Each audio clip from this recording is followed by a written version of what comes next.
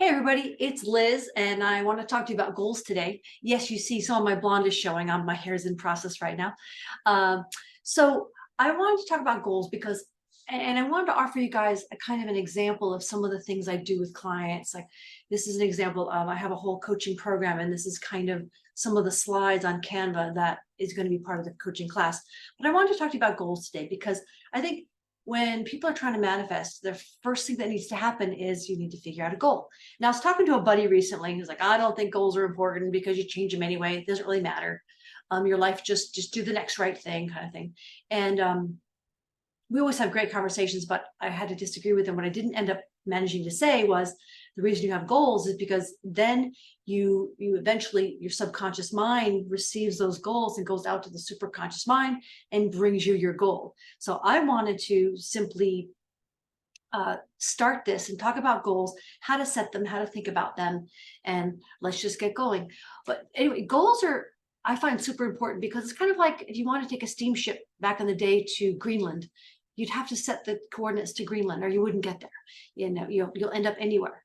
Goals are super important, and even if you change your goals, it is perfectly fine because I believe that everything is in process. You never lose the information or the experience or the lessons, and everything you do. Let's say you start a business, and it fails, but at least you know how to start a business. You know how to set up an LLC or what have you. In fact, back in the day, my then husband used to talk about, he would say venture capitalists actually don't want to invest in a company where someone hasn't failed already because they want to see the experience. But so let's see what we have here. Let's get going with this and we will see how to get to the rest of this goal. So here, let's do this and see if I can get to the next goal. All right. So this here is the sauce that I teach. Now I'm not teaching it right here in this this format for YouTube right now, but I wanted to say that I have a sauce that I teach, which is essentially it's a panoply or a whole system here that I'll just go over briefly. If you want to talk about it in more detail, hit me up on my email below. But are you lying in bed saying how happy and grateful you are for things that are happening in your life? Are you already appreciative and grateful? And things like that. And are you doing a lot of what we call I am statements? Like, I am amazing and wonderful. I am wealthy and rich. I'm healthy. I'm in the best shape of my life. I'm in the romance of my dreams. I'm running my best company. All these I am statements. I'm always doing the next right thing the right way, so forth. Are you doing mirror work? And again, I'm not teaching this piece right here, right now. I just wanted to go over, I have clients get in front of the mirror and talk to themselves. Like I'd be a fright right now with my hair in process, but get in front of the mirror and say how wonderful you are, and say nice things to yourself. First time you enter the bathroom in the morning, are you taking your goal and turning it into an affirmation and writing it down 10 times?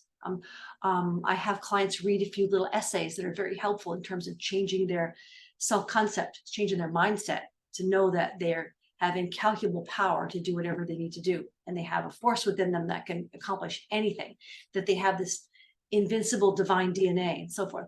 Are they writing out their life script, which is Napoleon Hill talks about this and Think and Grow Rich. Yeah, it's over there somewhere in the book, Think and Grow Rich. In chapter 2 on desire, he talks about write down how much money you want, write down the date by which you'll have it, write down exactly what you're going to do for the universe or for people.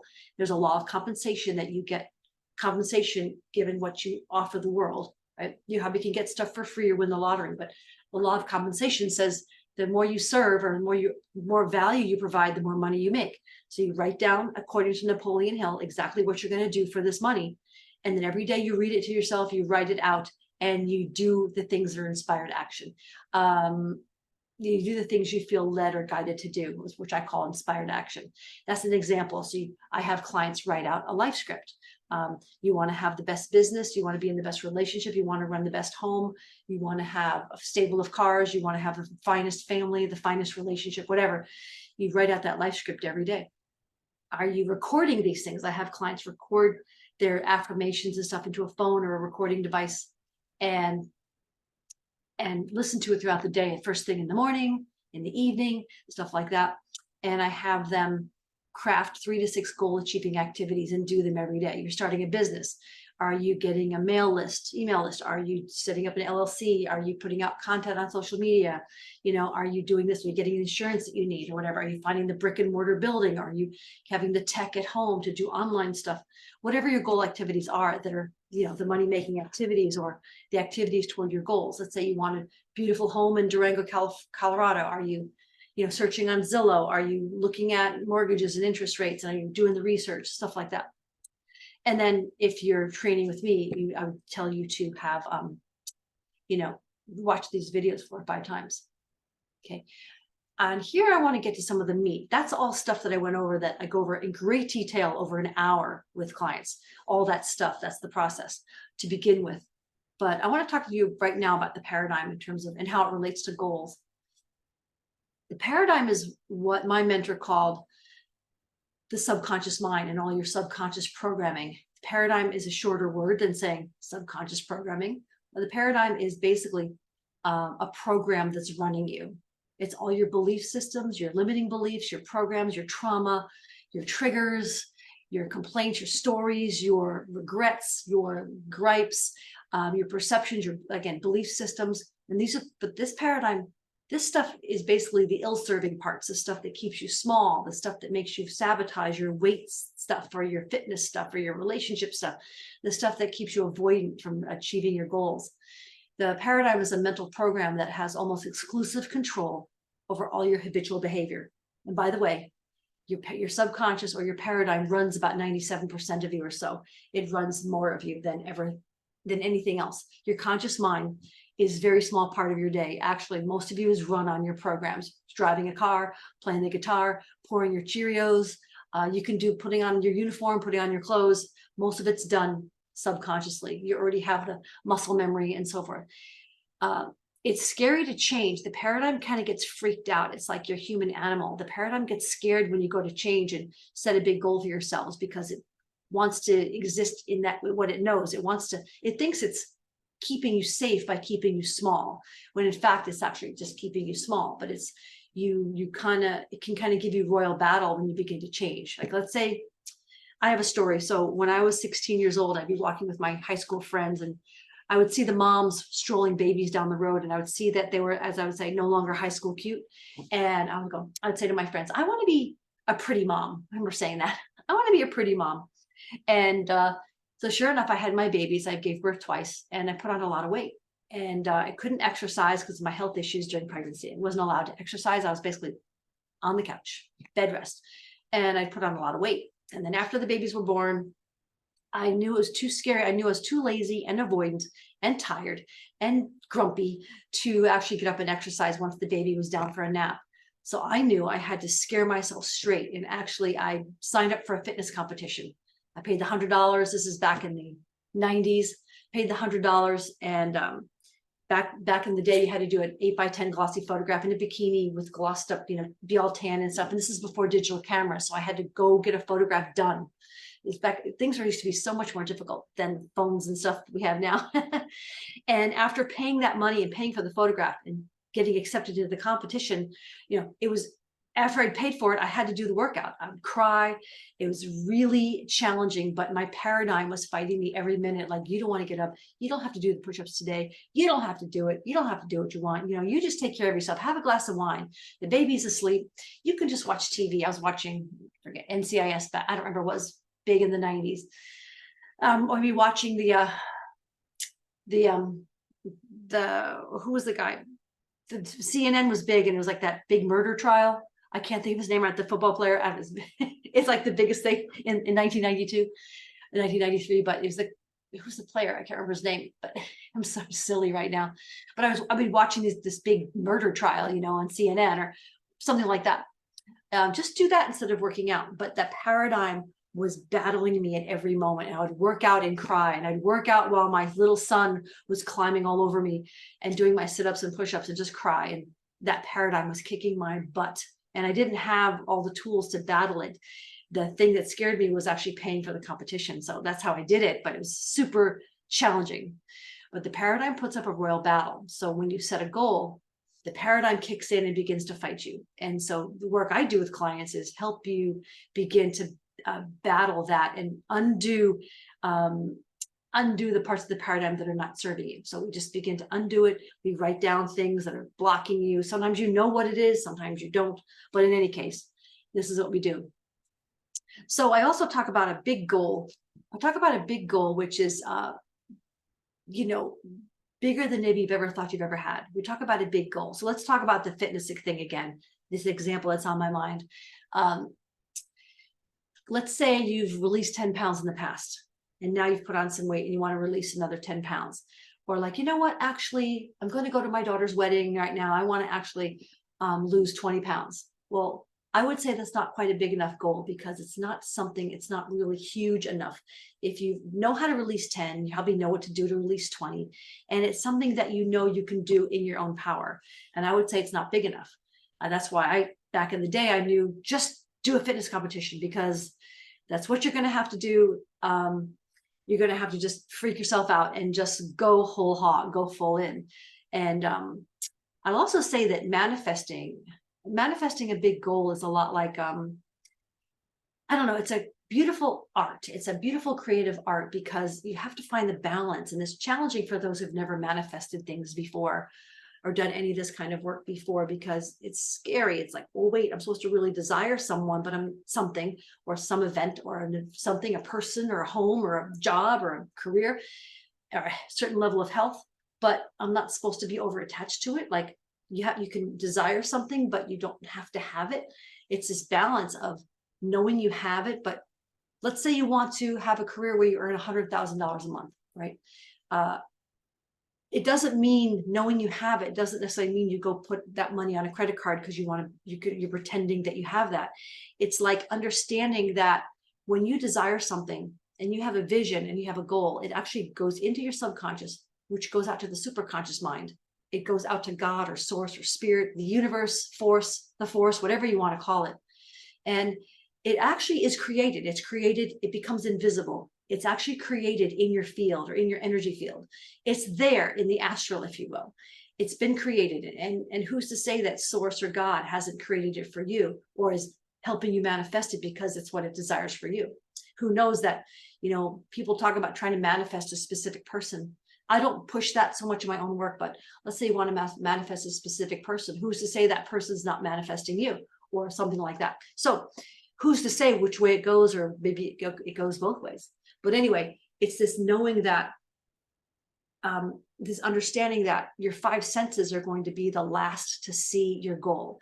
So you say you want to earn 100,000 a month, and the universe source begins to work with your subconscious mind to craft you into the person that is able to receive that, or to move your life around, and people around in your life, or events, or your housing, or your money management, or whatever it has to be, to begin to craft you, have you become the person that is able to receive that goal.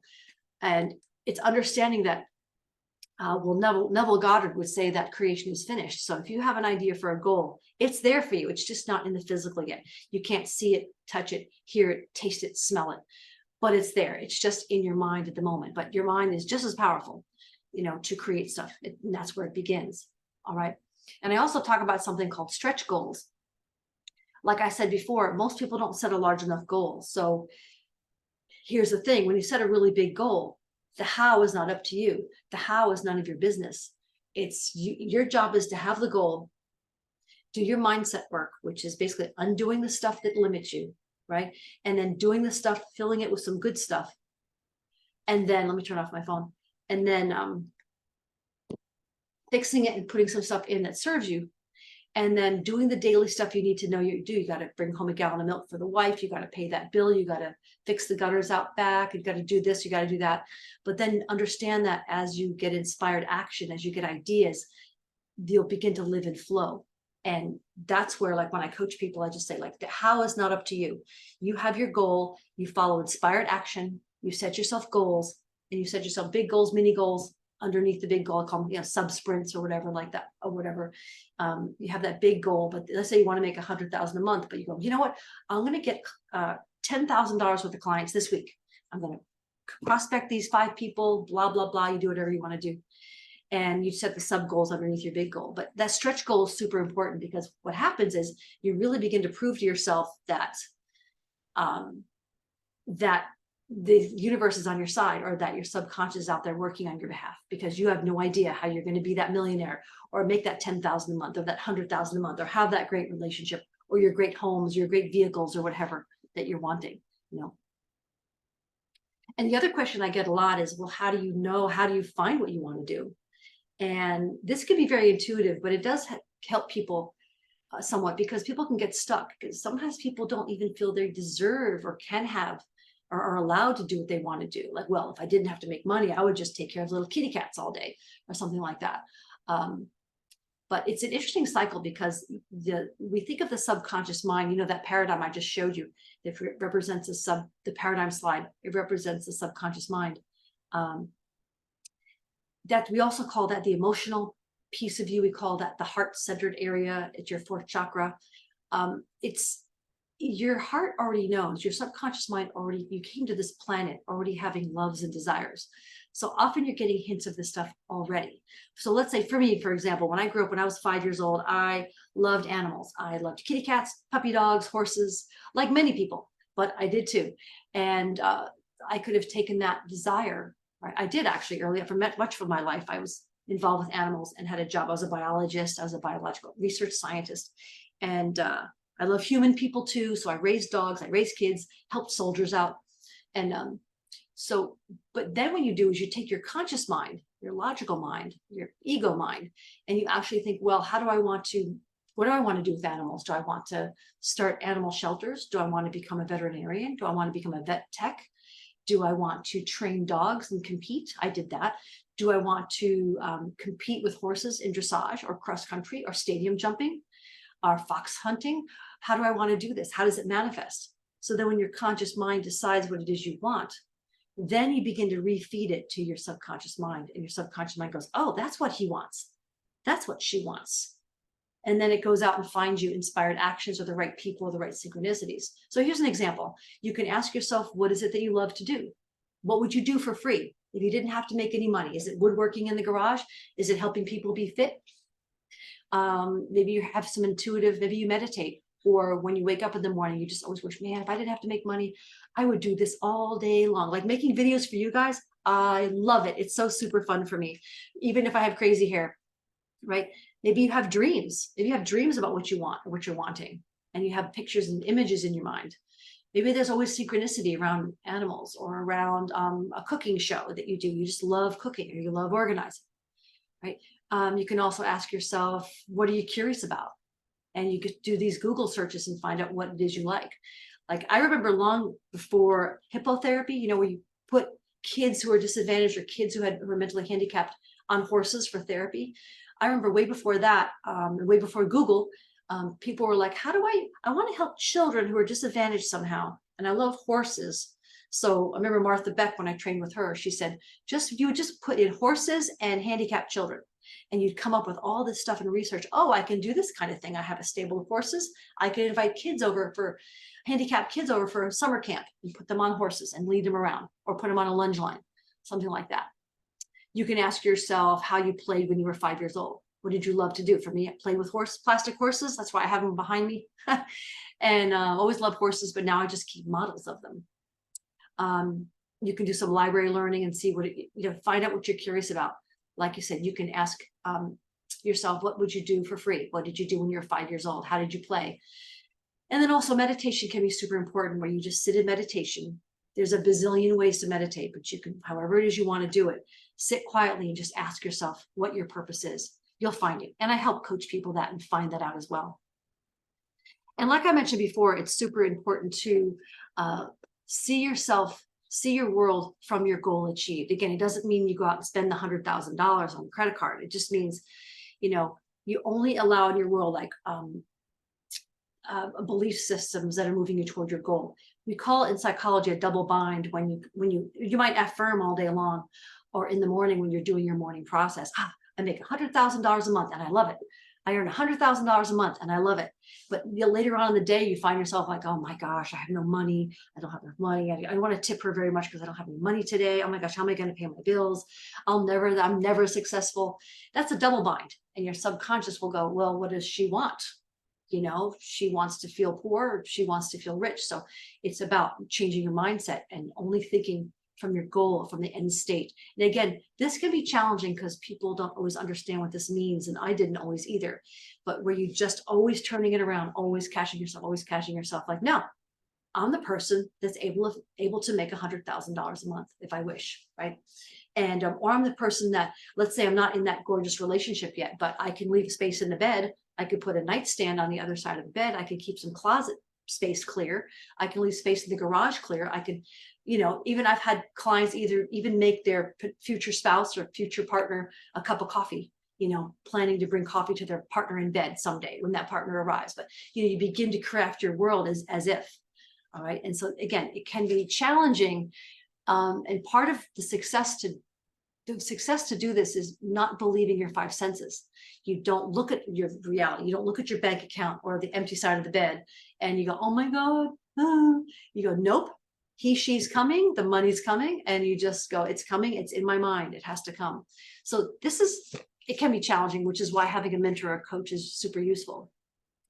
My picture's in the way here, but this says, do the thing you fear, and discomfort's a good thing. So on the way to your goal, as you set yourself daily activities of how to begin to accomplish your goal, your big goal, doing the thing that scares you can be super powerful.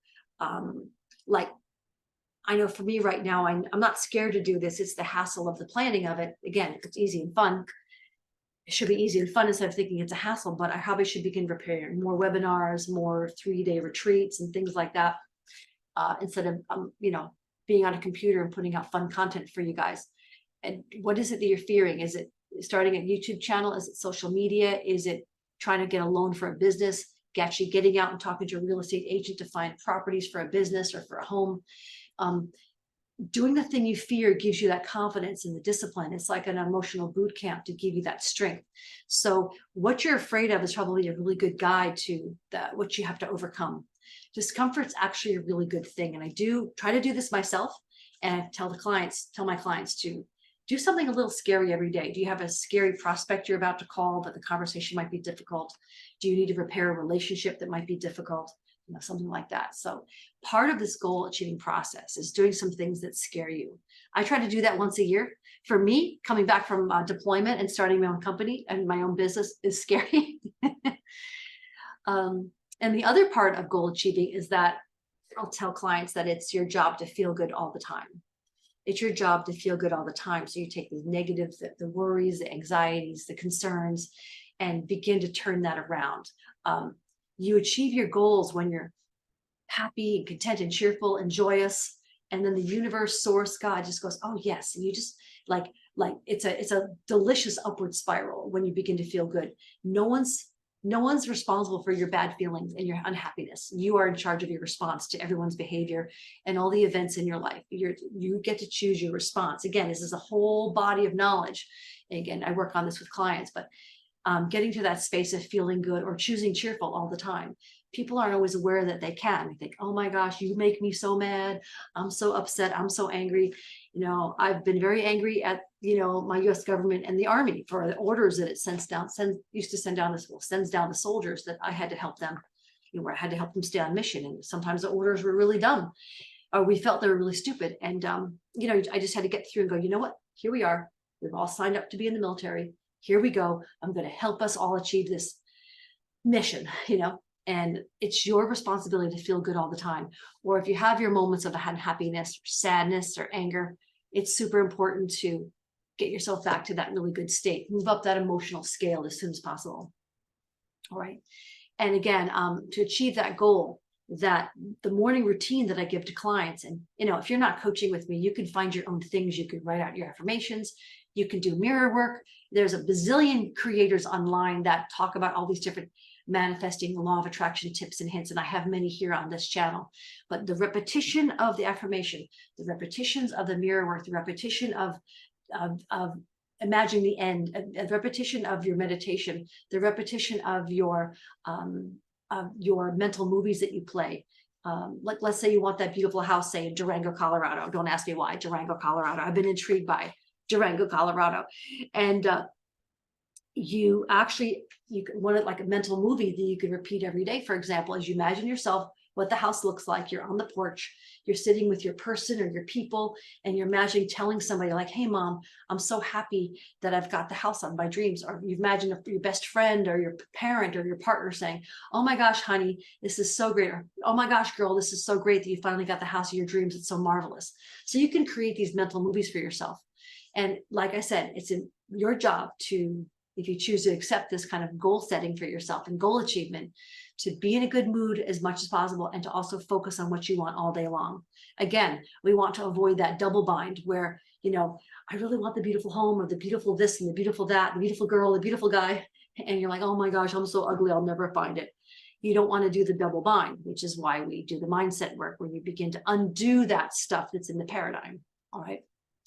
And the other thing, by imagining the pictures of what you want and writing out affirmations and listening to your recordings of them and talking to yourself in the mirror and all these different ways of learning gates where you're writing and you're listening and you're seeing yourself in the mirror, saying it to yourself, all these different ways, and you're reading good literature about manifestation.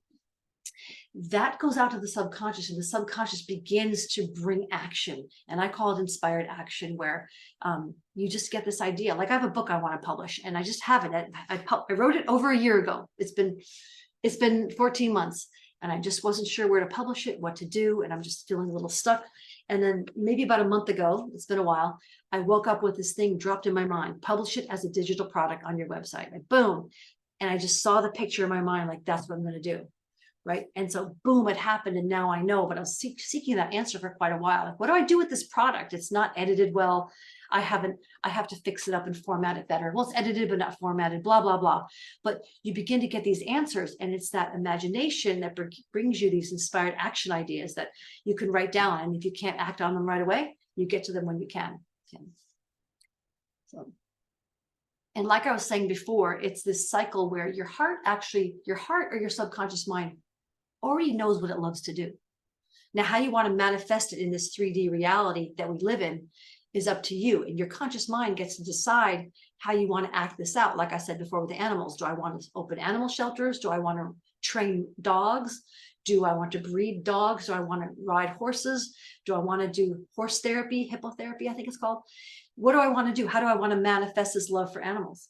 Right? And then you begin to feed it to your subconscious mind. I'm going to explain that with an analogy in a minute. And then it begins to bring you this inspired action of what you want. So let me give the analogy of the plank of wood. So imagine a big plank of wood, and in it is hammered all these nails. And these are the wood nails that have no head on them, so you could hammer them through and put some, plaster over it. All those nails in this big plank of wood actually represent, for this analogy, your habits, your limiting beliefs, your culture, your ideas, your low self-esteem or your high self-esteem, whatever you're believing about yourself, your religion, your faith, your spirituality. There are all these nails in the plank of wood. But as you begin to remove the ill-serving parts of the paradigm, it's like hammering new positive ideas into the same nail space. So you're hammering the new nail in on top of the old nail. And if you keep hammering it, in other words, repeating your affirmations or repeating your self-concept work, your mindset work, you keep hammering, and eventually it gets all the way through, and the old ill-serving nail is gone, and now the new nail's in. And that's kind of what we do. It doesn't happen right away, because your subconscious mind's kind of like, what? We've believed this all along. What do you mean you're changing it now? What do you mean? You're supposed to be poor and never be able to keep your money in your bank account. What the hell's wrong with you? And then it's not going to work if you just do it a couple of times. Sometimes it takes people a couple of years to manifest, 3 months to manifest, a month, a week, a year. We never know how long it's going to take. It depends on the mindset that you already have and how entrenched it is, and how much you do the work. You just got to do the work. The work that I teach is easy to do, and it's easy not to do. All right. And also, in getting that goals, we have a limited amount of energy, time, and money. It's really super important to begin to say no to things that don't serve you. And I would say, if something is not aligned with your goal, like, don't do it. I used to talk to soldiers, and the soldiers would be playing around, having lots of different girlfriends, as I'll say, playing video games, drinking beer. But they really were dreaming about having the wife and kids in the picket fence. And I would say, well, is your current lifestyle moving you toward being married and Are you saving any money? Are you doing anything constructive? Are you learning other skills? So when you're out of the military, you can do this and that and the other thing. Are you developing skill sets? Are you developing your mind? Are you looking for a solid relationship? Or do you like to play? It's fine, but your current behaviors aren't leading you toward that ultimate goal if you want a family. Or let's say you want a stable of beautiful vehicles, beautiful cars. Is spending all your money drinking at the bar every night going to be getting you the research and learning to work at a car dealership, or collecting cars and saving your money to buy the vehicles? It's time to begin to say no to stuff that's not serving your goals. So I have a statement. I say only A+ people, ideas, things, and events. So if you have a goal for that fantastic relationship, fantastic home, fantastic business or career or income, you get to ask yourself, is hanging out with this person, I'm not saying be mean or cruel, but you'll begin to find that as you up your vibe and move toward your goal, people maybe begin to leave in your lives, ideas, you might change your ideas, things you think about, the ways you think, the activities you have, events you go to and attend will begin to change. And again, we don't want to be mean or abrupt about it, but you'll find as you move toward your goals, perhaps people leaving your life for sure. And the other thing I want to talk about, it's really important to keep your skills and your craft up. So let's say I have a buddy who's doing cyber awareness training right now. He's not sure he's good at it, but he really wants to be an expert in that, in IT, but cybersecurity, not cyber awareness, cybersecurity.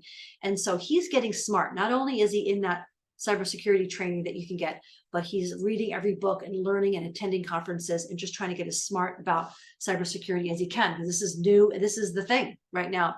All of our money goes over computers, and we need to have everything be secure and safe. But whatever your craft is, or whatever your goal is, are you the smartest about it? If you run a dog kennel, are you the best dog kennel person? Are you researching, litter supplies and food and sources and supplies and cleaning agents and how to care for dogs and, the best veterinary things and the best ways to give, vaccinations, et cetera. What kind of offerings what are the best ways to run a kennel? Blah, blah, blah. Do you want to have a doggy daycare pen? Whatever. Are you going to set certain rules that the unspayed, unneutered animals are over here? Like, are you the smartest person to run a dog kennel that you want to be?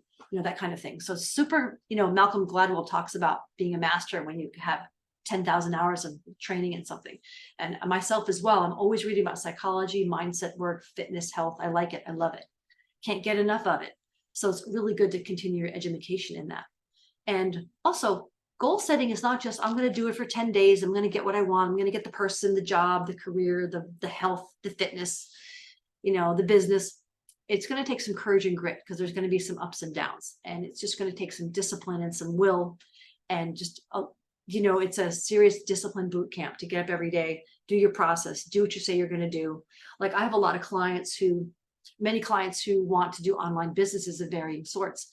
And it's really imperative that they have a social media presence. And I'm not perfect at this either, but they really need to post regularly and keep at it, even though they're feeling shy, or they feel like they don't like social media because people are spying on you and things like that. But that social media presence is often challenging for people to get on and post and add their gift to the world and serve and give free content, So there's maybe things in your life that might take some grit in your life. Like, let's say you want to do, go back to that fitness competition example, you need to get up and do that run. I have a girlfriend who runs the Boston and the Marine Corps Marathon, the Boston, and the New York Marathon. And she runs it every year. She's my age. She's awesome. She grew up in South Africa, and she used to run ultra marathons like nothing, no one's business. And she would get up at 4 or 5 in the morning and just train. And that courage, that character is like who you are when no one's looking.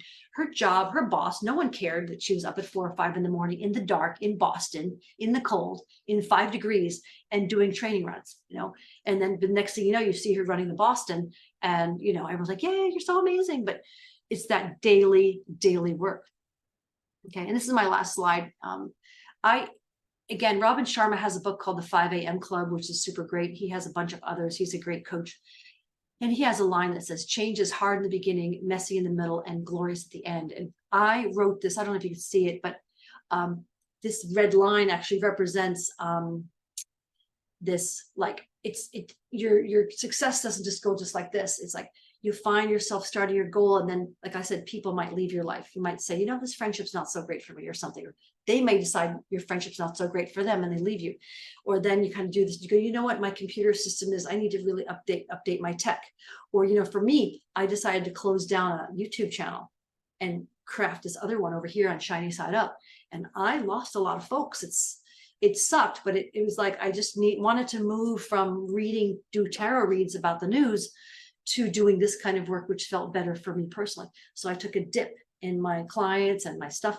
And then my kids needed something, and then my house needed something, but it's always improving, but there's a lot of dips on the way. And so I just want to encourage you to think about those big goals. And if this served you at all, if you liked it, you can give me a like or reach out to me at the email below if you'd like some more ideas and stuff like that. But I just wanted to serve you today and offer you this. And I'm going to go play with my hair some more, and I will talk to you soon.